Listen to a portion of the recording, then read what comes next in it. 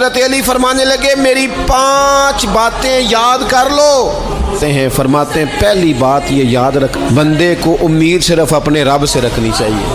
دوسری بات بیان کرتے ہیں، فرماتے ہیں اپنے گناہوں سے ڈرا کرو، اپنے گناہوں سے ڈرو۔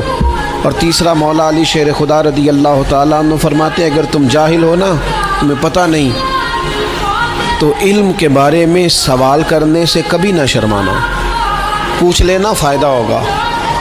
اور حضرت علی شیر خدا چوتھی بات ارشاد فرماتے ہیں یہ علماء کے لیے، فرمایا اگر عالم کو کسی مسئلے کا علم نہ ہو تو غلط بات نہ بتائے بلکہ کہہ دے واللہ اعلم، اللہ بہتر جانتا ہے۔ اور 5ویں بات حضرت علی شیر خدا ارشاد فرماتے ہیں یاد رکھنا، ایمان میں صبر کی وہی حیثیت ہے جو جسم میں سر کی حیثیت ہے۔